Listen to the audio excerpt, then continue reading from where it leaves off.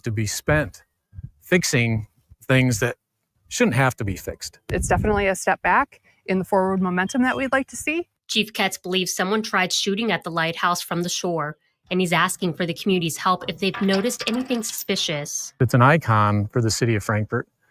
It's something that's photographed, countless times every season. And that to have somebody that's out there willing to cause damage for some unknown reason is pretty pathetic. Along with the bullet hole damage, Chief Ketz says they have an issue with people tagging and graffitiing the lighthouse base. It has to stop. It can't be allowed to continue. The base is lighter than the rest of the lighthouse because it's been painted over to cover phone numbers, inappropriate drawings, and couples declaring their love. You can see how thick the paint is on here. In Benzie County, that's just years and years of buildup of paint. And Allie Baxter. If we're going to spend all this money, donated money, to entirely clean this down to bare metal and then restore it to pristine condition, just to have this to happen again. UpNorthLive News. And if you have any information to share about the damage that's been done at the lighthouse, contact the Frankfort Police Department. We have a message to pass along tonight from the Benzie-Leelanau Health Department. That message is secure your stash.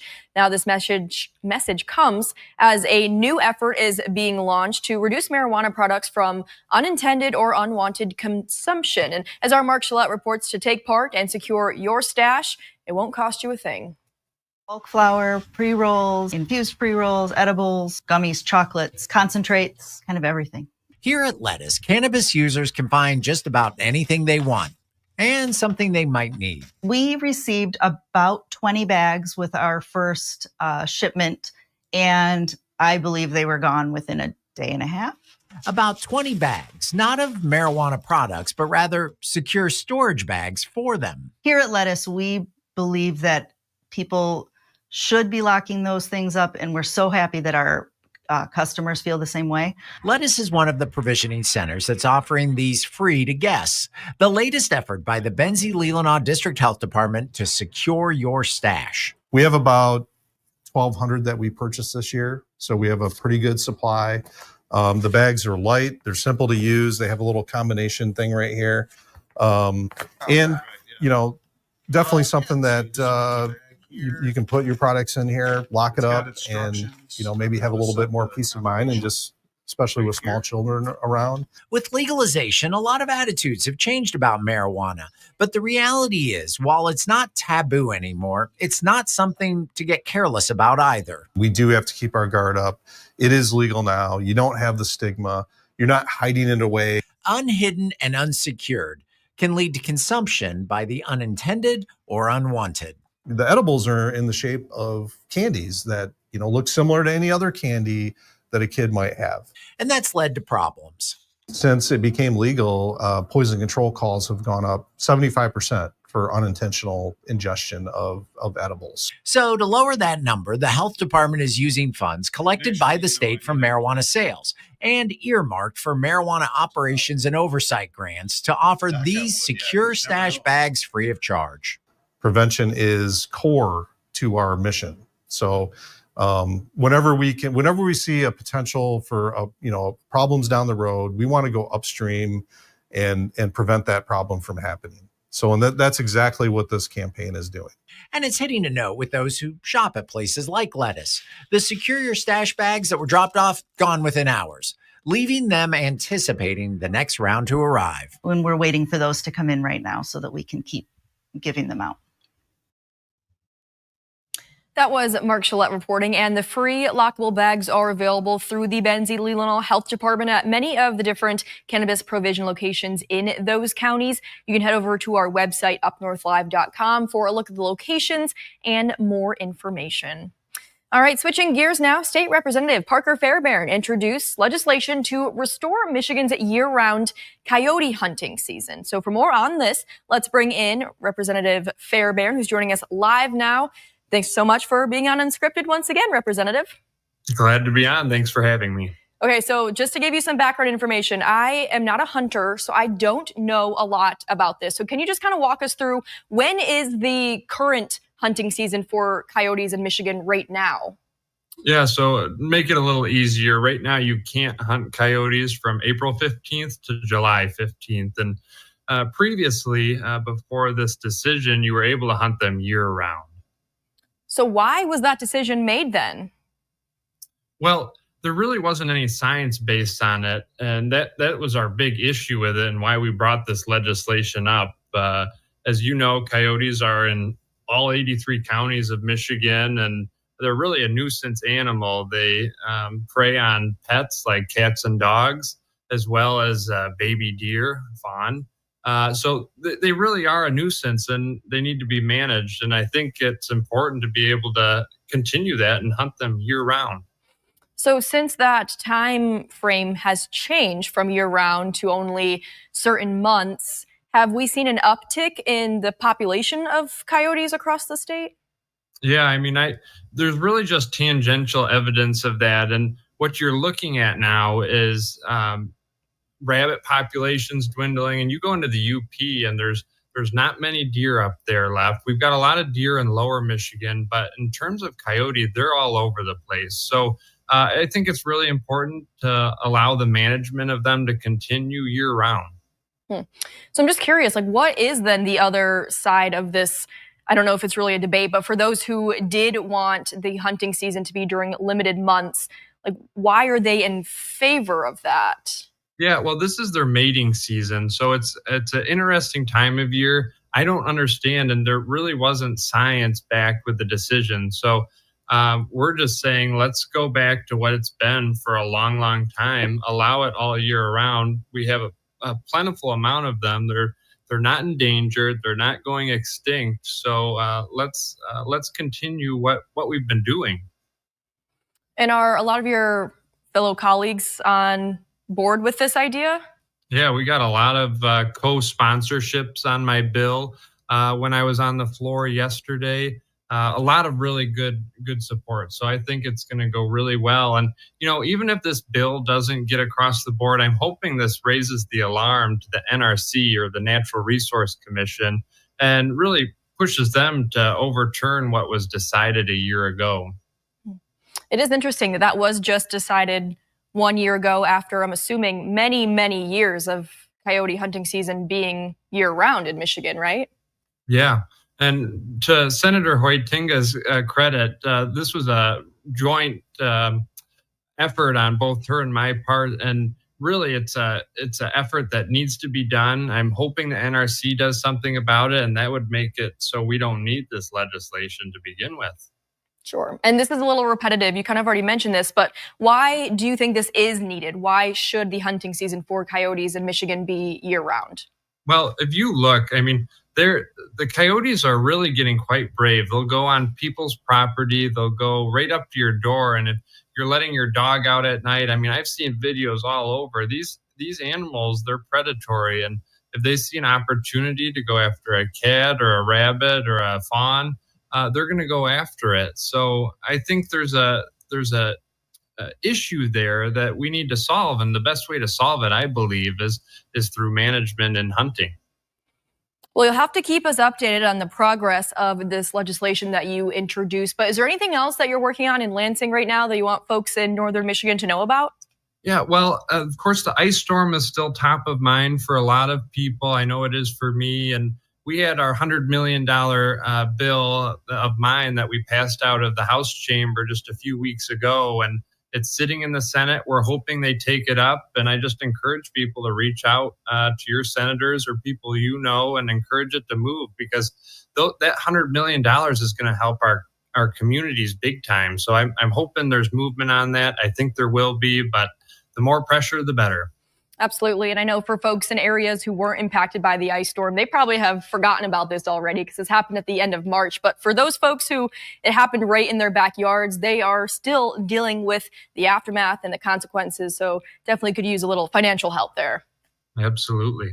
All right, Representative Fairbairn, thank you so much for joining us on Unscripted and talking a little more about this legislation to restore the year-round coyote hunting season in Michigan. And that is our question of the day today. So we want to know, what you think about this. Should Michigan restore a year-round coyote hunting season? Scan the QR code on your screen right now. That will take you to our website where you can vote. It looks like we have 247 votes as of right now, and 67% are saying yes. But we'll take a look at those results more toward the end of the show. One more story to share with you before the break. Northern Michigan Fish Company is partnering with a group of leaders from around the state to reduce fish waste. Here is our meteorologist Trevor Robideau with more on that partnership. Chances are, when you think of commercial fish, you think food. But in reality, there is a lot more uses for fish than just sport in putting food on the table. 40% of the fish is used for the purpose that we all know and love here in the Great Lakes, which is for the fillet. But a fish isn't a fillet, or it's not just a fillet. The skin and scales can be used for collagen. The heads and frames can be dried and used in food products. The skin can be made into leather. There's a number of other uses for this 60% of the fish. The GSGP devised an initiative to reduce the amount of wasted fish to zero by seeking new and innovative ways to fully use each fish, to reduce waste, create more jobs, and support rural economic development. So the idea is to bring together a group of like-minded processors, fisher people, other aquaculture, other companies that are involved in the fish value chain in the region, and bring them together around this commitment of using 100% fish. Iceland pioneered this approach decades ago when their fishery saw massive issues. They improved the usage of their cod, massively increasing the amount of profit they could make off of one fish while reducing waste. Iceland right now, they have increased their value from roughly $14 for the value of the fish to upwards of $5,000. And that doesn't mean that each fish is now worth $5,000, but it's to say that $5,000 is the total value of all the products that could be made from a single fish. The GSGP now has 39 partner companies on board. The newest addition is a locally owned company, Huron Tackle. Their owner, Marvin Simons, has spent decades making a profit off of fresh fish carcasses. Well, it's probably 15 years we have taken the fish and from the waste from fish cleaning stations and turned it into either fertilizer or pet food. One or the other. We try not to take anything to the dump. Simons says this is a lot better than throwing them out because it costs a lot of money for disposal in a landfill. Well, everybody can get a use out of it. The compost people, farmers like it. We don't have a lot of them. We could use a few more. The pet food's in demand. What this is classified as wild salmon, which is more nutritious than Atlantic salmon. And the pet food people will take this, no problem. Through this partnership, Huron Tackle will continue to innovate ways to reduce fish waste and generate products that benefit consumers. In Northern Michigan, Trevor Robideau, UpNorthLive News. All right, let's take a quick break, but coming up next, Joe will have much more on your Friday forecast and a look ahead to the weekend. Stay with us. I'm Jada Johnson from Big Boys TV, and the Fish and Game Report is sponsored by Johnson's Propane.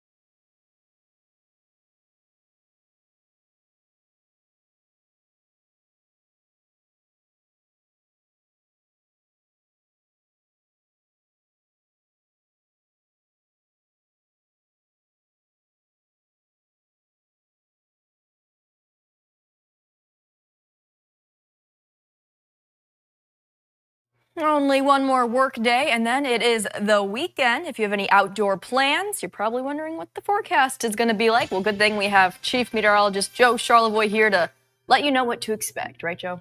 Yeah, and the weekend doesn't look too bad. Late Sunday is when we might see a little rain rolling in, but I think we get most of it in. Pretty dry, pretty pleasant. I want to start off, though, we've been talking about it a lot, Maya, the air quality, and this is a look at the different sites around the Midwest. But notice the worst of this tonight is down around Detroit and the Chicago area into central Illinois, where unhealthy air quality because of the wildfire smoke that's overhead. In our area, we have a lot of yellow dots. That's moderate levels of particulate matter in the air. So that's kind of where things stand with regard to that. Here's a look at the smoke forecast. We've been showing this a lot too. You can see northern Michigan there, some smoke overhead. We'll run this out. There's tomorrow morning, still some smoke, a little haze in the sky. And by the time we get into the weekend, I think some of this will dissipate. And hopefully by the weekend, we'll see a little less of that smoke out there moving ahead. But we've had some really brilliant sunsets. Here's one. This was taken by Jill Wiggins at Torch Lake. This is last night. Beautiful view. You know, you don't like to see the uncontrolled wildfires, obviously, up in Canada, but the offset to that is gorgeous sunsets. And here's another one. Jim is from Newberry, but took this out over Lake Superior. Another sunset picture there. So again, those sunsets are really bright and orange, and we'll probably see that again out there this evening. National picture, we do have some severe weather way south. Down here, some intense thunderstorms there in Texas. Up around Lubbock, Texas, Oklahoma City, seeing some severe weather, at least nearby. And then in northern Michigan, it's pretty quiet, but we do have clouds to our west. These are going to roll in tonight. So the story tomorrow is more clouds than today. So here's what that looks like. Kind of see the clouds rolling in tomorrow. High and mid-level clouds kind of thickening up somewhat. We could see a stray shower or two, mainly north, as a cold front washes out. And then Saturday, beautiful day. There's Saturday afternoon. Sunday, well, you look off to the west, that's another front coming in. Late Sunday, we could see a few showers coming in. So here is the extended forecast. Dry Saturday, a nice day. Kind of picture perfect weather. They call it the Chamber of Commerce weekend. We'll get that on Saturday. And then Sunday, that's when we get some showers late. And then cooler weather next week, Maya. I mean, Monday it'll be in the 60s, kind of cloudy with a few showers around, but that's still a few days away. And it looks like back up to the 80s. Yeah, by late next week, warming right back up. Nice. All right, Joe. Thank you so much. Stay with us. We're going to take a quick break, but Sports Director Harrison Beebe has some very good interviews for you straight ahead.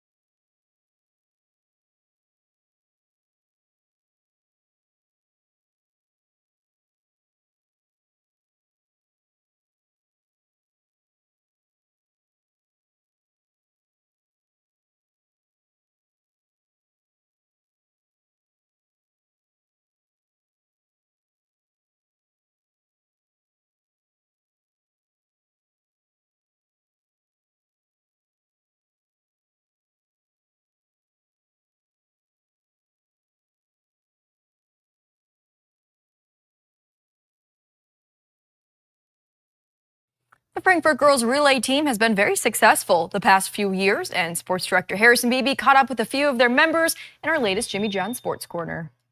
The following segment is sponsored by Jimmy John's of Traverse City. Even being like in middle school track, all you hear about is like the great 4x100 relay, and everyone wants a piece of it. So definitely last year was really fun, but also I think that finally winning the 4x200 was a really big goal. I mean, this was my first year doing the 4x2, and so I know that they wanted to really win it and get it because they were so close last year. So like pressure was on, I guess, and just being able to do it was awesome. You've won the 4x1 for 5 straight springs. When it's you being a member of all 4 teams so far, what does it take to do something like that? It's your entire team. I would say it just takes an entire relay team. It takes 4 members to be able to finish a relay. Shout out to Coach Chandler with our relay handoffs. We dedicate at least 1 to 2 days every week during practice just to work on relay handoffs. And I feel like we try to perfect them as much just to get to that state meet. Well, and do you guys notice that when you compete in these events now, especially that event specifically, people see your jersey and then, oh, okay, that's the powerhouse of this event? We definitely had a couple of people like come up whenever we're on the relay line or just stepping on the track. They're like, oh, crap. I really love being a part of our team. It's like being sisters almost. Like I've never been closer with 3 girls in my life ever. Always build each other up. It just means a lot. I think it like shows how close our school is.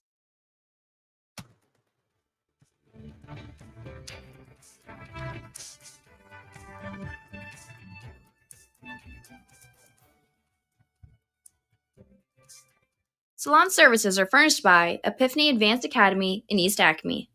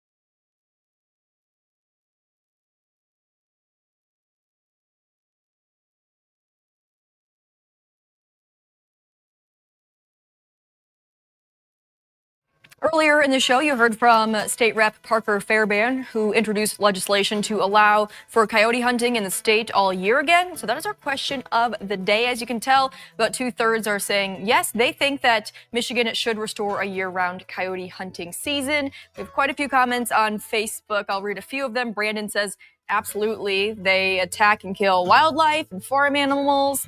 Steve says yes, coyotes eat fawns. Susie says no, they serve a purpose in the food chain. If you want to leave your comments, you can head over to our Facebook page and do that right now because we are all out of time here on Unscripted. But thank you so much for joining us, and we hope to see you back here at 11 o'clock tonight.